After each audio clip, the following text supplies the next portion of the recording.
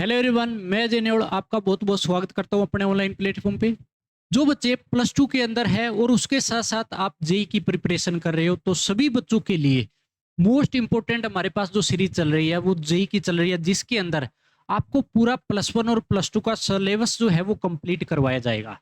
उसके साथ साथ आप जब भी जो भी बोर्ड दोगे प्लस टू के अंदर, चाहे आपका स्टेट बोर्ड है, चाहे आपका सीबीएसई है, चाहे आपका आईसीएसई है, तो उसके अंदर भी आप अच्छे से कॉन्सेप्ट करके आओगे। वन बाय वन चीजें जो है वो बहुत अच्छे से डिफाइन करते हुए चलेंगे। और इसके साथ साथ प्रीवियस ईयर क्वेश्चन की मैं अलग से क्लास भी ले रहा हूँ, तो वो क्लास भी आप जाके देख सकते हो, जो कि जेई के सिर्फ और सिर्फ प्रीवियस ईयर क्वेश्चन मिलेंगे, जिसके अंदर आपको पूरे कंप्लीट मिलेंगे। हर टॉपिक वाइज मिलेंगे, हर चैप्टर वाइज अलग से मिलेंगे। सारी चीज अलग अलग चीजें मैंने डिफाइन कर रखी है, उसी तरीके से मैं आपको डिलीवर करूंगा। तो आपको भी बहुत अच्छे तरीके से सबसे पहले कॉन्सेप्ट करोगे, उसके बाद जेई के प्रीवियस ईयर क्वेश्चन करोगे। तो हमारे पास जो प्लस टू का चैप्टर चल रहा है वो मैट्रिसेस चल रहा है, जो कि मैट्रिक्स के अंदर मैंने आपको बहुत अच्छे तरीके से उसकी डेफिनेशन करवा दी है। जो भी लेक्चर हमारे पास हो चुके हैं उसके अंदर मैंने टाइप्स ऑफ मैट्रिक्स करवा दिया है। उसके बाद हमने किया था मैट्रिक्स का जो सम ऑफ मैट्रिक्स है वो करवा दिया था। उसके बाद हमने इक्वलिटी ऑफ मैट्रिक्स पढ़ा था। अब हम नेक्स्ट टॉपिक पे चलते हैं। नेक्स्ट टॉपिक मोस्ट इंपोर्टेंट रहेगा, जो कि रहेगा मल्टीप्लिकेशन ऑफ मैट्रिक्स। दो मैट्रिक्स की मल्टीप्लाई कैसे करते हैं।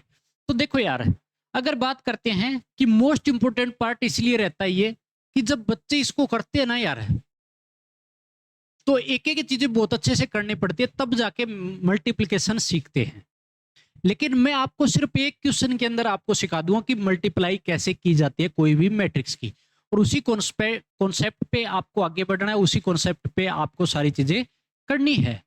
अगर बात करें कि मल्टीप्लिकेशन ऑफ टू मैट्रिक्स, दो मैट्रिक्स की मल्टीप्लाई कैसे होती है, तो इसके अंदर क्या है कि multiply by two matrix by rho into column. कोई भी दो मैट्रिक्स की मल्टीप्लाई कैसे होती है, रो इनटू कॉलम होती है। कहने का मतलब ए और बी जैसे दो मैट्रिक्स है, उन दो मैट्रिक्स की मल्टीप्लाई कैसे होगी कि ए की तो रो लोगे और बी के कॉलम के साथ मल्टीप्लाई होता है। ठीक है, तो सम किया था हमने या आपने इक्वलिटी की थी, उससे कहीं ज्यादा अलग चीज होती है ये मल्टीप्लिकेशन।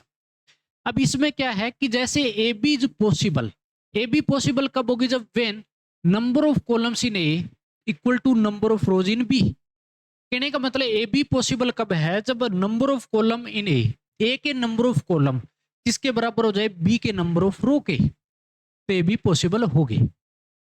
उसके बाद लेट ए कोई मैट्रिक्स है A I J M into N order की, बी कोई मैट्रिक्स है B I J N into P की। दो ये हमारे पास कोई मैट्रिक्स है। तो इस केस में आपको क्या है, अच्छे से समझाता हूं। जैसे ए आपको कोई मैट्रिक्स है जिसका ऑर्डर क्या है, एम इंटू एन, ऑर्डर लिख रहा हूं मैं। बी कोई मैट्रिक्स है, उसका ऑर्डर क्या है, एन इंटू पी। तो आप ए बी मल्टीप्लाई कराना है तो क्या चीज देखनी है, किसके नंबर ऑफ कॉलम, इसकी नंबर ऑफ रो क्या इक्वल है, तो आप कहोगे इक्वल है। अगर आपके पास इक्वल हुई तो क्या बोलोगे, ए बी आपके पास एग्जिस्ट है, करेगा, ए बी एग्जिस्ट करेगा। बता कि ए बी एग्जिस्ट करेगा। तो एक चीज और देखो, then multiplication of A to B, A B possible हुआ तो order of A B is equal to M into P. तो जो ए बी का ऑर्डर बनेगा ना वो एम इंटू पी का। वो कैसे कि बाकी के जो दो इसके अंदर रह गए, इसकी नंबर ऑफ रो रह गई, इसके नंबर ऑफ कॉलम रह गए, एम और पी रह गया, तो इनका जो मल्टीप्लाई कराऊंगा एम इंटू पी का, तो ये इसका क्या बन जाएगा, ए बी का ऑर्डर बन जाएगा। तो इस बात का पूरा ध्यान रखिएगा कि हमेशा इस तरीके से बिठाना है। अगर ये जरूरी नहीं है कि ए बी एग्जिस्ट कर गया तो बी एग्जिस्ट करेगा। कैसे कि मैंने लिया कि बी ए निकालना है, तो बी को आगे बिठाया मैंने, और बी का ऑर्डर ये ले लो एन इंटू पी का है, एंड ए का मेरे पास ऑर्डर क्या है, एम इंटू पी का, सॉरी एम इंटू एन का ऑर्डर है। इसका देखोगे नंबर ऑफ कॉलम, इसकी नंबर ऑफ रो इक्वल नहीं है, नोट इक्वल का केस है, बराबर तो नहीं है।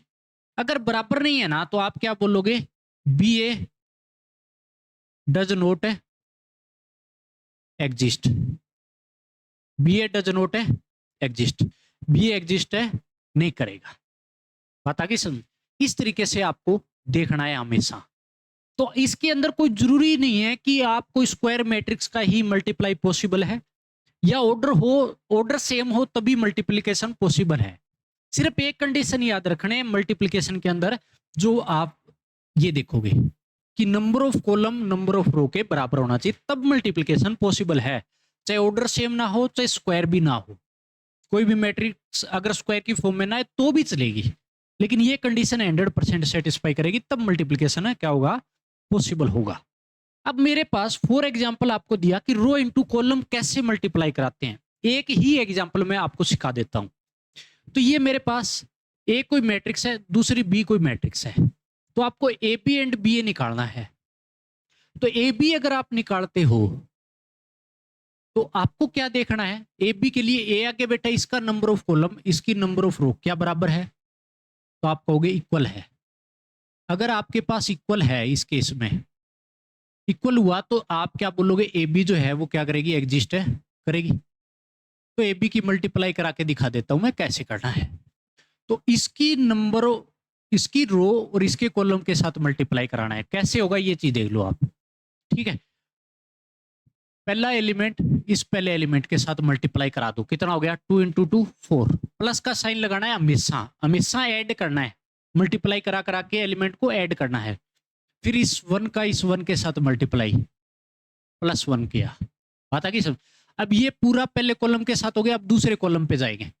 अब दूसरे कॉलम पे जाएंगे ना, इसका रख गया इस 2 का इस 3 के साथ, कितना हो गया 6, प्लस इस 1 का 0 के साथ 0। अब इसका इसके साथ मल्टीप्लाई, 2 का इस 2 के साथ, प्लस इस 1 का 9 के साथ, तो 9 हो गया। ये पूरा कंप्लीट हो गया। तो मैंने पहली रो पहले कॉलम के साथ, फिर दूसरे कॉलम के साथ, फिर तीसरे कॉलम के साथ कराई। और लिखना कैसे है, उसको रो में लिखना है, हमेशा रो में ही लिखते चलोगे। सेम यही पैटर्न आपको अपनाना है। दूसरा रो बच गया, अब दूसरी रो की पहले कॉलम के साथ कराऊंगा। तो अगर पहले कॉलम के साथ करेंगे ना, तो इस 2 का इस 5 के साथ मल्टीप्लाई, कितना हो गया 10, प्लस का साइन लगाओ, इस 9 का इस 1 के साथ, कितना हो गया प्लस का 9। अब इसका दूसरे के साथ कराओगे, 5 का 3 के साथ 15, प्लस 9 का इसके साथ 0।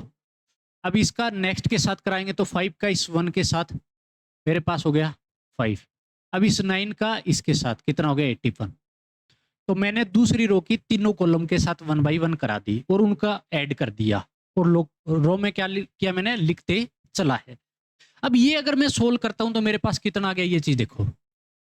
आपके पास हो गया ये 5, ये 6, ये आपके पास 11, ये आपके पास 19, ये आपके पास 15, और ये आपके पास 86 हो गया। तो ये आपके पास क्या आ गया, ए बी आ गया। अब देखो ऑर्डर कैसे देखना है, कि जो मेरे पास बचा हुआ है बाकी का, इसका तो मेरे पास रो और इसकी जो कॉलम है वो बचा हुआ है, तो इसका ऑर्डर बनेगा 2 इंटू 3 का। ये मैंने वहां पे आपको बताया था। तो देखो 2 रो है और 3 है कॉलम है, तो ये मेरे पास क्या आ जाएगा, ए बी आ जाएगा। अब जब आप बी ए निकाल रहे हो, ये तो ए बी आ गया, जब बी ए निकालोगे तो कैसे करना है, बी ए निकालना है तो बी सबसे पहले आगे बिठाओगे, बी का ऑर्डर क्या रहेगा वो देखोगे, 2 इंटू 3 का है, कितने का, 2 इंटू 3 का, और ए का कितना है 2 इंटू 2 का ए बी। तो इसका नंबर ऑफ कॉलम्स इसकी नंबर ऑफ रो क्या सेम है, नोट इक्वल है, क्योंकि इसके अंदर तो बी के अंदर तो 3 कॉलम है और ए के अंदर 2 रो है, तो बराबर नहीं है। तो क्या बोलोगे, जो B A does not exist, B A exist है नहीं करेगा। शॉर्ट फॉर्म में ऐसे बोल सकते हो, D N E does not exist, तो बी ए यहाँ पे एग्जिस्ट नहीं करेगा। तो आपने देख लिया होगा कि कोई जरूरी नहीं है कि ए बी की मल्टीप्लाई कराने पे बी ए के बराबर आए। इसकी प्रॉपर्टी भी हम करेंगे आगे जाके, वहां पर भी आपको एक एक चीजें अच्छे से क्लियर हो जाएगी।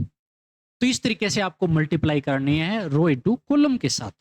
अब उसके बाद नेक्स्ट क्वेश्चन पे हम चलते हैं। नेक्स्ट क्वेश्चन मोस्ट इंपोर्टेंट है, क्योंकि यार इसके अंदर आपके पास क्वेश्चन जो दिया है वो 3 इंटू 3 और 3 इंटू 4 ऑर्डर का दिया है, तो काफी अच्छा मल्टीप्लिकेशन आपको सीखने को मिलेगा इस क्वेश्चन के अंदर।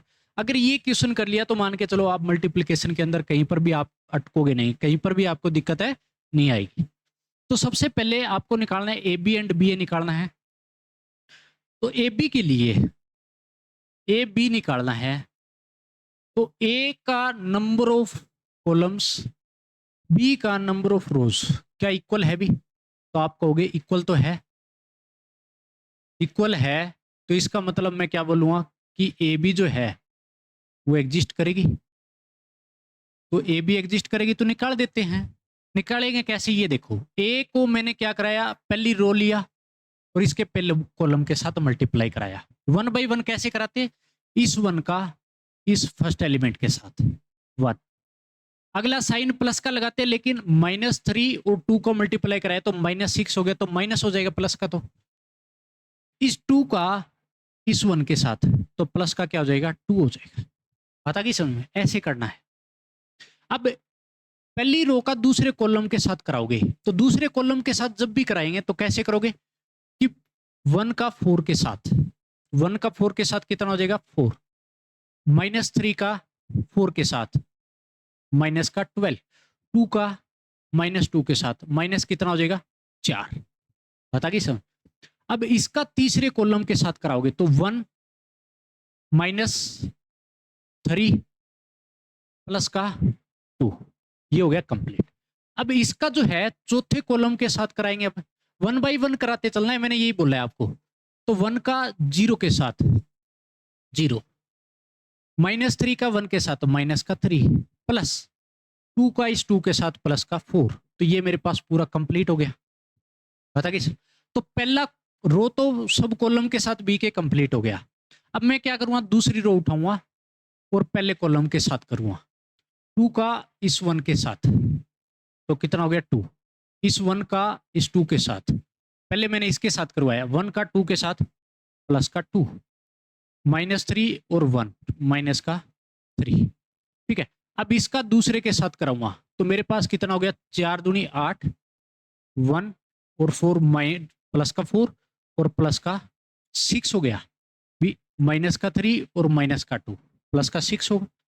अब इसका मेरे पास हो गया, तो इसका तीसरे कॉलम के साथ और कराऊंगा तो कितना हो गया 2 + 1 -3। मैं थोड़ा स्पीड से करा रहा हूं भी, आप देखिएगा सेम ऐसे ही करना है। चौथे कॉलम के साथ 2 का 0 के साथ 0, 1 का इस 1 के साथ +1, -3 माइनस का 6, ये भी कंप्लीट हो गया। ये कंप्लीट होने के बाद अब आपको क्या करना है, पूरा का पूरा अब किसके साथ कराओगे, अगला आपको ये रो लेनी है पहले कॉलम के साथ 4 का 1 के साथ, ठीक है। कितना हो गया 4, -3 प्लस का 2 माइनस का 6, -1 +1 माइनस का 1, दूसरे के साथ 4 का 16, -3 -12 माइनस प्लस का 2, ठीक है। ये कंप्लीट हो गया। अब इसका लास्ट वाले के साथ 4 -3 -1 हो जाएगा, जल्दी कर रहा हूं भी थोड़ा। इसके साथ इसका चौथे कॉलम के साथ करवा रहा हूं। अब मेरे पास हो गया 0, 4 का तो 0 के साथ -3 और प्लस का 1 माइनस का 3, और इस -1 और 2 के साथ माइनस का 2, ये मेरे पास क्या हो गया, कंप्लीट हो गया। अब आपको क्या करना है कि इसकी जो और बाकी की वैल्यू, इसकी रो और इसका कॉलम बचा हुआ था, इसका ऑर्डर पड़ना चाहिए 3 × 4 का। तो देखो 3 × 4 का है, 3 रो है 4 कॉलम है, वैसा भी इसको सोल्व कर लो। तो आपके पास ए बी जो आएगा ना, वो क्या आ जाएगा, देखो भी, ये मेरे पास प्लस का 3 माइनस का 6 -3, ये मेरे पास 4 से 4 कटा माइनस का 12, ये मेरे पास पूरा कट जाएगा 0, ये मेरे पास क्या हो गया प्लस का 1, अच्छा ये मेरे पास प्लस का 1 बचेगा, ये मेरे पास 12 और 6 18, ये भी मेरे पास 0 हो जाएगा ये वाला, अच्छा ये वाला माइनस का 5, ठीक है ना। अब अगला करता हूं माइनस का 7 और 4 माइनस का 3, ये मेरे पास हो जाएगा 18 और 12 जाएगा 6, ये भी मेरे पास 0 हो गया अगला भी, और ये मेरे पास माइनस का 5। तो ये मेरे पास क्या आ गया, ए बी आ गया, जिसका ऑर्डर मेरे पास क्या है 3 × 4 का। बात आ गई समझ में, ये तो ए बी आ गया। अगर आपको इसी केस में दूसरा बोल रखा है बी ए निकालना है, तो मैंने क्या बोला है कि बी आगे बिठाओगे और ए बाद में बिठाओगे, फिर उसका ऑर्डर चेक करोगे। अगर ये काम करना है तो मैं क्या करूंगा, बी ए के लिए चलो यहीं पे करके दिखा देता हूँ, ये आपने कर लिया होगा अच्छे से। एक एक चीज आपको बहुत अच्छे से करनी है, उतारते चलना है, बहुत बड़ा बेनिफिट मिलेगा आपको। बी ए निकालना है तो बी का ऑर्डर कितना है, देखो 3 × 4 का, ए का ऑर्डर कितना है 3 × 3 का, तो इसकी नंबर ऑफ कॉलम इसकी नंबर ऑफ रो क्या बराबर है, नॉट इक्वल का केस है। नॉट इक्वल का केस है, इसका मतलब B A does not exist, B A exist है नहीं करेगा, बी एग्जिस्ट है नहीं करेगा। बात आगे सुन। इसी तरीके से हर बार आपको कोई भी दो मैट्रिक्स दिया उनको सोल्व आपको करना है, इसी तरीके से आपको मल्टीप्लाई करनी है। जो मैंने आपको कराया 1 बाई 1 किस तरीके से मल्टीप्लाई कराना है, मोस्ट इंपोर्टेंट पार्ट है मल्टीप्लीकेशन का। ये चीज सीख ली तो इस पूरे चैप्टर में आप कहीं पर भी आपको कहीं दिक्कत है नहीं आएगी, ये मैं 100% आपको बोलता हूं। ठीक है, अब अगर नेक्स्ट हम बात करते हैं, नेक्स्ट हमारे पास क्वेश्चन रहेगा और बहुत अच्छा क्वेश्चन जो कि आपको एक शॉर्ट फॉर्म में लेके जाएगा, उसके साथ साथ आपको कंपटीशन में 100% आपकी हेल्प करेगा बहुत ज्यादा। क्योंकि जब मैथमेटिक्स की अगर बात करें तो आपको पता है कि जेई के अंदर लेंथी आता है। लेंथी का मतलब हो गया कि क्वेश्चन करने में टाइम लगता है, बच्चे को आता है लेकिन टाइम लगता है। तो देखो यार 3 घंटे आपके पास पेपर में होते हैं, लेकिन उस 3 घंटे में आपको सारे सब्जेक्ट करने पड़ते हैं, फिजिक्स केमिस्ट्री मैथमेटिक्स। अब मैथमेटिक्स जब बच्चा लास्ट में करता है तो टाइम बहुत कम बचता है और उस टाइम में मैथमेटिक्स हो नहीं पाता, क्योंकि क्वेश्चन आपके पास कैलकुलेशन लंबी करनी पड़ती है। तो उसके लिए हमारे पास शॉर्टकट तरीके भी होने चाहिए, कैलकुलेशन फास्ट होनी चाहिए, तब जाके चीजें पॉसिबल होती है। बता कि सुन, तो ये हमारे पास क्या है कि आपको नोट दिया है एक कि easiest multiplication between two matrices is multiplication between two diagonal matrix. कोई भी दो मैट्रिक्स के बीच में मल्टीप्लिकेशन जो आसान होती है वो सिर्फ और सिर्फ डायगोनल मैट्रिक्स के बीच में होती है। डायगोनल मैट्रिक्स जो कि मैंने आपको करवाया भी था कि कोई भी डायगोनल मैट्रिक्स कैसे आप करनी है, किस तरीके से हम उसको रिप्रेजेंट कर सकते हैं। जैसे इस क्वेश्चन में दिया है, क्वेश्चन में दिया ए कोई मैट्रिक्स है, डायगोनल मैट्रिक्स है 1 -1 और 8। बी कोई दूसरी मैट्रिक्स है, डायगोनल 2 3 1। आपको ए स्क्वायर बी निकालना है। क्या निकालना है? ए स्क्वायर है बी। तो इसकी डायरेक्ट मल्टीप्लाई कैसे करोगे, इस चीज को आप देखिएगा। डायरेक्ट आपको कैसे करना है कि ए स्क्वायर बी निकालना है ना, तो ये आपको बता देता हूं कि ए स्क्वायर बी आपको डायगोनल ही देगा मैट्रिक्स। ठीक है, और ये सिर्फ डायगोनल एलिमेंट इसके अंदर d1 d2 d3 की वैल्यू दे रखी है सिर्फ। पता कि इसमें किसकी वैल्यू दे रखी है? d1 d2 d3 की। बाकी एलिमेंट क्या रहते हैं? 0 0। ठीक है, तो हमारे पास कैसे मल्टीप्लाई कराना है इस चीज को देखिएगा। तो ए का स्क्वायर कर रखा है, इसका मतलब इसका फर्स्ट एलिमेंट ले लीजिए। तो फर्स्ट एलिमेंट का स्क्वायर 1 का स्क्वायर इनटू में फिर क्या बैठा है? बी मल्टीप्लाई बैठा है ना, तो बी का भी पहला एलिमेंट होना चाहिए इसके साथ मल्टीप्लाई। ए का पहला एलिमेंट का स्क्वायर और बी का पहले एलिमेंट के साथ मल्टीप्लाई करना है। अब ए का दूसरा एलिमेंट -1 का स्क्वायर और बी का दूसरा एलिमेंट कितना है? 3, इसकी मल्टीप्लाई। फिर ए का तीसरे एलिमेंट का स्क्वायर और बी का तीसरे एलिमेंट के साथ मल्टीप्लाई करना है। बात आ गई समझ? अब इसको सोल्व करो। डायगोनल 2 3 और 64, ये मेरे पास क्या हो जाएगा? ए स्क्वायर बी। तो हर बार आपको ऐसे ही करना है, ये आपके पास आंसर हो जाएगा। कोई भी ज्यादा चीज नहीं खींचनी, बिल्कुल भी 100% आपका करेक्ट जाएगा। 100% ये तरीका अपनाना है हर बार। कोई भी जब डायगोनल मैट्रिक्स दे रखे और कंपटीशन में ही सबसे ज्यादा इसका यूज होता है, कंपटीशन में।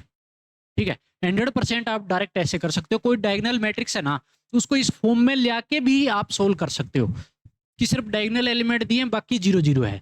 तो आप हमेशा ये तरीका यूज कीजिएगा, आसान पड़ता है। आपने भी देखा है, कोई ज्यादा मल्टीप्लाई नहीं करनी है, बिल्कुल भी आपको ज्यादा चीजें नहीं खींचनी। बताइए समझ में? तो मैंने जो कॉन्सेप्ट कराया, मैंने यही बोला है कि आपको कैलकुलेशन के लिए आपका बहुत कम काम मैं कर दूंगा पूरा बोर्ड में। लेकिन आपको बोर्ड में जो बच्चा बैठता है ना, उसको पूरा एक्सप्लेन करना होता है, जो जो आपके दिमाग में होता है 1 बाई 1 चीजें, तब आपको नंबर मिलेंगे। वहां पे लिखने के नंबर मिलते हैं आपको। जितना ज्यादा लिखोगे उतना ज्यादा बेनिफिट मिलेगा, लेकिन कंपटीशन में जितना कम शॉर्ट फॉर्म में आप कैलकुलेशन करोगे उतना आपको बेनिफिट मिलेगा, मैक्सिमम क्वेश्चन करने को मिलेंगे। ठीक है ना? तो मैथ हमारे को इसी तरीके से चलाना है, क्योंकि दोनों चीज इक्वल चलानी पड़ती है, तब बच्चा आईआईटी के अंदर पहुंचता है। क्योंकि बोर्ड में भी आपके नंबर चाहिए 75%, तब जाके आपको आईआईटी के अंदर एलिजिबल आप होते हो, नहीं तो आप एलिजिबल नहीं होते। ये बहुत बड़ा गेम खेल रखा है बच्चों के साथ, जो कि 75% क्राइटेरिया का है। देखो भी, अब हम नेक्स्ट क्वेश्चन करते हैं, क्योंकि हम इतनी देर से कर रहे हैं, ए बी एग्जिस्ट कर रही है, इसके अंदर हमारे को निकालना है ए कोई मैट्रिक्स है, दूसरी बी कोई मैट्रिक्स है, ए बी बताना है। तो एक बात तो ए का ऑर्डर कितना है 3x2, 3 रो है, 1 2 3 रो है और कॉलम कितने थे 2, तो 3x2। इसका ऑर्डर कितना है बी का 3x3। तो जब ए बी निकालोगे ना, ए बी आपके पास एग्जिस्ट कर रही है या नहीं, तो आपको क्या करना है, इसका नंबर ऑफ कॉलम इसकी नंबर ऑफ रो क्या बराबर है, तो आप कहोगे नोट इक्वल का केस है, नोट है इक्वल का केस है।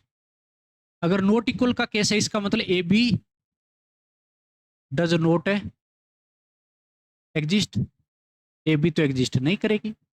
तो हर बार जरूरी नहीं है कि ए बी एग्जिस्ट करेगी, हमेशा कंडीशन एक ही देखनी है आपको। इस केस में देखो क्या बी एग्जिस्ट करेगी, ये चीज और चेक कर लो। तो बी ए के लिए आपको बी आगे बिठाना पड़ेगा, 3x3 ऑर्डर है, कितना है 3x3 का ऑर्डर है। ए आप आगे बिठाओ, ए पीछे बिठाओगे और बी आगे, तो इसका नंबर ऑफ कॉलम इसकी नंबर ऑफ रो क्या बराबर है, तो आप कहोगे इक्वल है। तो इसका मतलब मेरे पास बी ए एग्जिस्ट करेगा, क्या होगा बी ए एग्जिस्ट है करेगा, बी ए एग्जिस्ट है करेगा। बात आ गई समझ में। तो इस तरीके से आपको हर बार चेक करना है। तो आपने देखा कि यहाँ पे ए बी तो एग्जिस्ट नहीं कर रहा था, लेकिन बी ए क्या कर गया, एग्जिस्ट है कर गया। तो इसी तरीके से कोई रट्टा नहीं लगाना किसी प्रकार से, आपको चीजें जो कर रहे हो बिल्कुल डिफाइन वे में करनी है, सारी चीजें एक एक अच्छे से सोल्व करनी है। जैसे मैं आपको करवा रहा हूँ, कॉन्सेप्ट सीख लीजिए, अभी भी कह रहा हूँ, कोई भी आपको बुरा नहीं लगेगा। शुरुआत में देखो यार चीजें करोगे आराम आराम से तो टाइम तो आपको लगेगा, लेकिन बाद में जैसे जैसे आप चीजें करते जाओगे आपकी स्पीड उतनी ही ज्यादा बढ़ेगी और आप कैलकुलेशन 2-2 3-3 स्टेप बीच में से काटते चलोगे, आपको कोई भी टाइम नहीं लगेगा। लेकिन पहले आपको कॉन्सेप्ट सीखने पड़ेंगे, जब जाके मैथमेटिक्स के अंदर कैलकुलेशन बढ़ती है। अब नेक्स्ट क्वेश्चन पे हम चलेंगे। नेक्स्ट क्वेश्चन जो है मोस्ट इंपोर्टेंट पार्ट रहेगा, ये बता देता हूं। ए मेरे पास ये दे रखा है, then show that A N equal इसके बराबर आना चाहिए for all positive integer N. सभी पॉजिटिव इंटीजर एन के लिए आपको ये शो करना है ए इसके बराबर है तो ए की पावर एन क्या इसके बराबर आ रहा है। तो ये प्रूव करने के लिए आपको बता देता हूं, जब भी बोर्ड में आता है तो 5 नंबर में ये दिया जाता है। मल्टीप्लिकेशन में सबसे ज्यादा मोस्ट इंपोर्टेंट क्वेश्चन रहता है ये। इसको सीख लिया, मान लो धरती की सारी चीज सीख ली मल्टीप्लिकेशन की, उसके साथ साथ कंपटीशन में किस तरीके से देगा वो भी मैं आपको करवाने वाला हूं इस चीज पे, कि कंपटीशन में आपको इसी क्वेश्चन को कैसे करना है। तो सबसे पहले ए दिया है तो ए की पावर एन जाने के लिए, तो मेरे को ऐसे तो है नहीं मैं डायरेक्ट पहुंच जाऊंगा ए की पावर एन कर दूंगा। आपको क्या करना पड़ेगा, ए दिया है तो ए स्क्वायर निकालना पड़ेगा, ए क्यूब निकालना है, ए की पावर 4, ऐसे चलते चलते जाएंगे और ए की पावर एन तक। लेकिन सारी तो पॉसिबल नहीं होती, तो इस चीज में क्या लगता है हमेशा एक सीक्वेंस बनती है, उस सीक्वेंस पे ए की पावर एन डायरेक्ट आता है। कैसे, ये चीज देखो। सबसे पहले ए तो दिया है मैं निकालूंगा, उसके बाद ए स्क्वायर, क्या निकालूंगा ए स्क्वायर, और ए स्क्वायर कैसे आता है ए इंटू ए करेंगे। तो ए इंटू ए करेंगे तो ए कितना है कोस थीटा, क्या दिया है आपको ए कितना दे दिया अभी, कोस थीटा के बराबर है।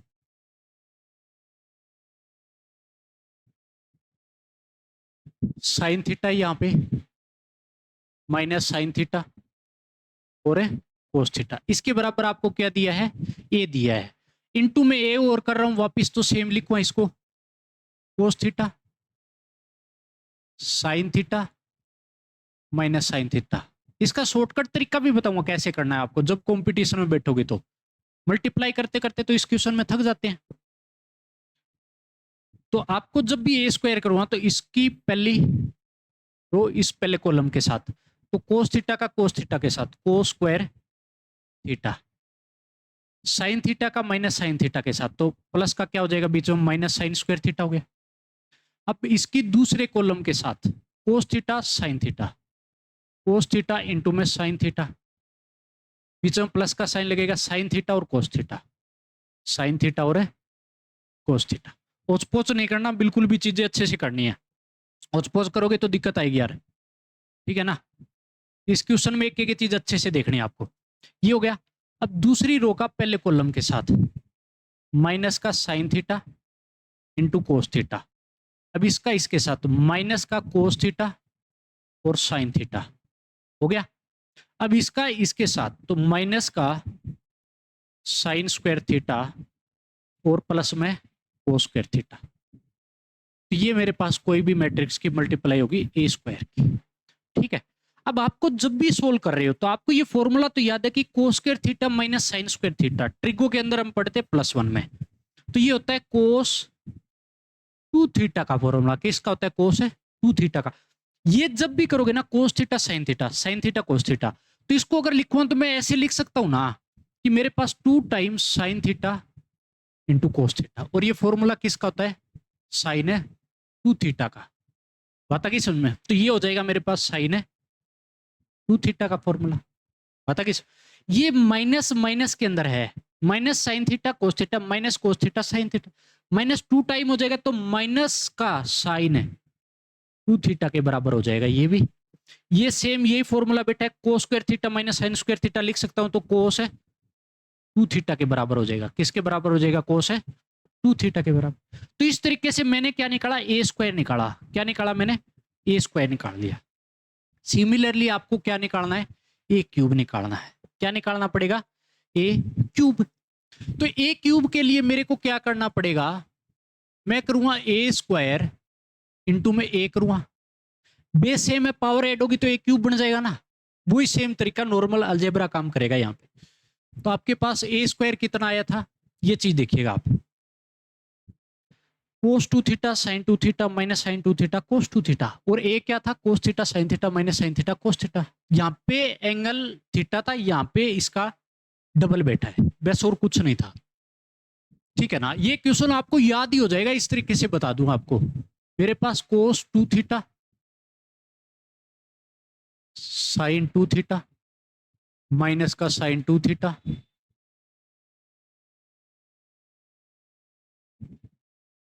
और मेरे पास कोस है 2 थीटा। अब इसका मल्टीप्लाई आपके पास जाएगा ए के साथ। ए क्या था? कोस थीटा साइन थीटा और माइनस का साइन थीटा और है कोस थीटा। अब वैसे इसकी मल्टीप्लाई करा दो। मल्टीप्लाई जब भी कराओगे रो इंटू कॉलम के साथ, इसका पहले के साथ, तो आपके पास कितना हो गया? ये चीज देखो, कोस 2 थीटा कोस थीटा के साथ, कोस का 2 थीटा इंटू में कोस थीटा, साइन 2 थीटा और इस माइनस साइन थीटा के साथ, तो साइन माइनस हो जाएगा, बाहर आ जाएगा, और साइन थीटा अंदर लिख देता हूं सिर्फ। ये जो माइनस था ना, ये प्लस की जगह क्या बना देगा? इसको माइनस। इसका हो गया। अब इसके दूसरे कॉलम के साथ कराऊंगा मैं, कोस 2 थीटा इंटू में साइन थीटा, इसका इसके साथ प्लस लगेगा साइन 2 थीटा और कोस थीटा। बात आ गई समझ में? ये पूरा कंप्लीट हो गया। अब दूसरी रो लूंगा मैं पहले कॉलम के साथ, माइनस का साइन 2 थीटा और क्या हो गया? Cos theta. अब इसका इसके साथ कोस 2 थीटा माइनस साइन था तो ये 12 आ गया, तो साइन थीटा रहा है सिर्फ। ठीक है, अब इसका तीसरे के साथ कराऊंगा, सॉरी दूसरे कॉलम के साथ कराऊंगा, दूसरी रो का, माइनस का साइन 2 थीटा साइन थीटा, अच्छा, प्लस कोस 2 थीटा इंटू में कोस थीटा। ये आ गया मेरे पास। क्या आ गया भाई? ए क्यूब आ जाएगा। क्या आ जाएगा? ए क्यूब आएगा। अब यहाँ पे फॉर्मूला जो लगा है ना, ये देखो cos 2 theta cos theta minus sine 2 theta sine theta. Similarly ये देखो माइनस का साइन 2 थीटा कोस थीटा, ये वाला सेम बैठा है, प्लस का पीछे बैठा है। तो ये अगर आपको फॉर्मूला याद है, मेरे पास बनता है ये फॉर्मूला कोस ए कोस बी माइनस का साइन ए साइन बी। ये फॉर्मूला किसका होता है भी? कोस ए प्लस बी का। किसका बनता है? कोस ए प्लस बी का। सिमिलरली ये वाला फॉर्मूला और ये वाला फॉर्मूला सेम लगेगा, क्योंकि इसमें माइनस का 12 जाएगा। ठीक है ना? तो ये वाला सेम बनेगा, पूरे के माइनस 12 आएगा, तो ये वाला और ये वाला।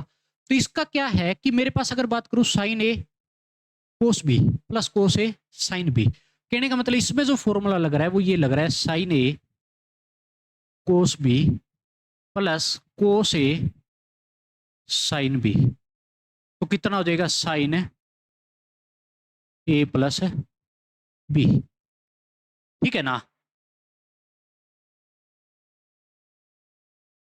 ये हो जाएगा मेरे पास। अगर ये हो गया तो अभी इस केस में दोनों पे ये फॉर्मूले, इस पे और इस पे सेम लगेगा, डायगोनल वाले में इस पे और इस पे सेम लगेगा। तो मार दो फटाफट। तो यहां से मेरे पास ये हो गया कोस 2 थीटा प्लस थीटा हो गया। सिमिलरली इस पर कितना हो गया, साइन 2 थीटा प्लस थीटा, ये बन गया, जो कि ये वाले फॉर्मूले लग रहे हैं। इस पर भी माइनस आ जाएगा, साइन 2 थीटा प्लस थीटा हो गया, क्योंकि इस पूरे से माइनस बार आ गया तो ये वाला सेम हो गया। इस पे हो गया कोस 2 थीटा प्लस थीटा, तो मेरे पास ये इसके अंदर आ गया।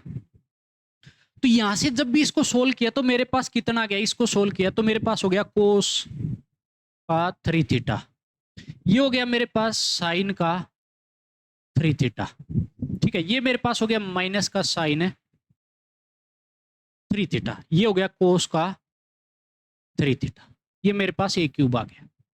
तो आपने एक चीज देखी होगी कि जब भी ये सीक्वेंस चल रहा है तो किस वे में चल रहा है, ये चीज देखो आप, कि मेरे पास ए जो था ना, वो तो मेरे पास ये था कि कोस थीटा यहां पे, साइन थीटा यहां पे, ये माइनस साइन थीटा था, और ये मेरे पास कोस थीटा। जब मैंने ए स्क्वायर किया तो इसका एंगल डबल हो गया था, कितना हो गया, कोस का 2 थीटा साइन 2 थीटा माइनस का साइन 2 थीटा और कोस का 2 थीटा, डबल हो गया था ना। जब मैंने पावर 3 की, जब पावर 3 की तो मेरे पास क्या बना, ये चीज देखो, ए क्यूब किया तो मेरे पास बना कोस का 3 थीटा साइन का 3 थीटा माइनस का साइन 3 थीटा और कोस का 3 थीटा। यही था, आप देख सकते हो अच्छे से जाके दोबारा, यही था मेरे पास, कोस 3 थीटा साइन 3 थीटा की फॉर्म में बैठा था, ये साइन 2 थीटा की फॉर्म में बैठा था, जो मेरे पास ए स्क्वायर था, ए मेरे पास थीटा बैठा था सिर्फ। तो इसी तरीके से अगर आपको ये बोला कि मेरे को क्या करना है, ऐसे ही चलता जाएगा। सिमिलरली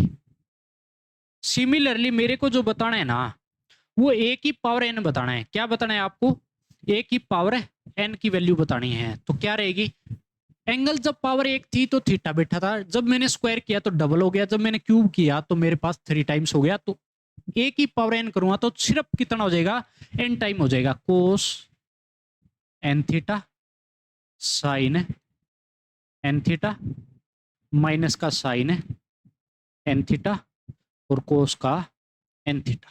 तो ये मेरे पास क्या हो जाएगा, हेंस प्रूफ। आपको ऐसे ही प्रूफ है करना है, ये प्रूव्ड हो जाएगा। बात आगे सुन। अब यहाँ पे तो हमने क्या किया कि ये बोर्ड में आपका काम आएगा, लेकिन अगर बात करता हूं कि कंपटीशन में जेई में आपको कैसे करना है, तो आप इस क्वेश्चन को दिमाग में बिठा सकते हो। कोई भी स्टेटमेंट में सिर्फ हमेशा चेंज जो आता है ना, वो क्या आता है, या माइनस साइन थीटा है ना, तो कई बार यहाँ पे माइनस दे देता है, ये माइनस यहाँ पे लगा देता है सिर्फ, तो हमेशा उस पर कोई फर्क नहीं पड़ेगा, सेम रिजल्ट मिलेगा, हमेशा सेम रिजल्ट। तो कितनी भी पावर करने के लिए बोले उतने ही मल्टीपल क्या कर दोगे आप, एंगल को कर दोगे हमेशा।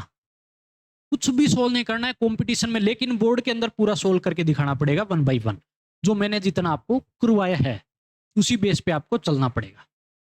तो किसी भी वे में अगर ये हमारे पास पूरा कंप्लीट होता है मल्टीप्लिकेशन का, तो आपको किसी भी प्रकार का डाउट है तो वो कमेंट करके बता सकते हो, मैं आपका डाउट आपका अच्छे तरीके से पूरा सोल्व करके दूंगा।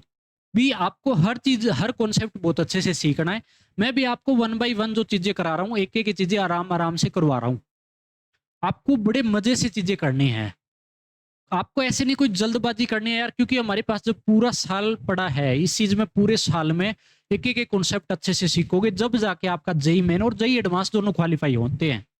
जेई एडवांस हमेशा आपसे कॉन्सेप्ट मांगता है, आपका रट्टा नहीं चलेगा यहाँ पे। कॉन्सेप्ट जिस बच्चे के क्लियर है, जो बच्चा कॉन्सेप्ट को आपस में जोड़ सकता है, वो ही जेई एडवांस में कामयाब होता है, और बच्चा कामयाब नहीं होगा, क्योंकि हमेशा सरप्राइज पेपर होता है जेई एडवांस का।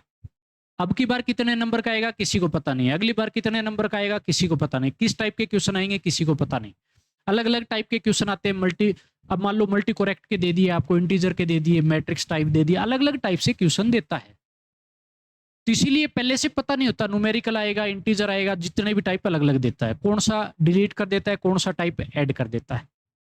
हर मान लो जो एक क्वेश्चन बन रहा है ना, तो 2-2 3-3 चैप्टरों से मिला के देता है, उसमें अलग अलग चैप्टर अलग अलग कॉन्सेप्ट लगते हैं। अगर डायरेक्ट एक चैप्टर से भी क्वेश्चन देता है तो इसका मतलब उसमें 2 से 3 कॉन्सेप्ट आपसे लगवाएगा, तब जाके सोल्व होता है, नहीं तो सोल्व नहीं होता।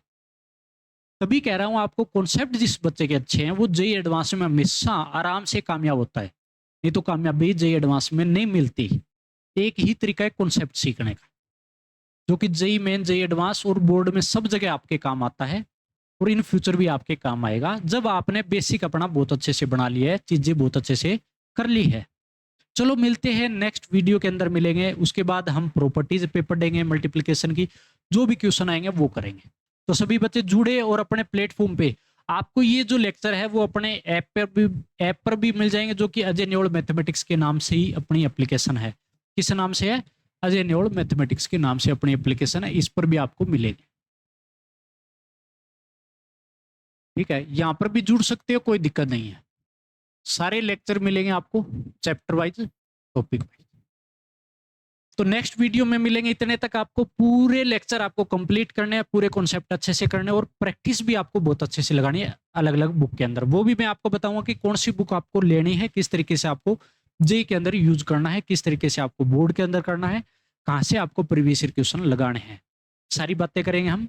इतने तक आप इस चीज को पूरा कंप्लीट है कर लीजिए।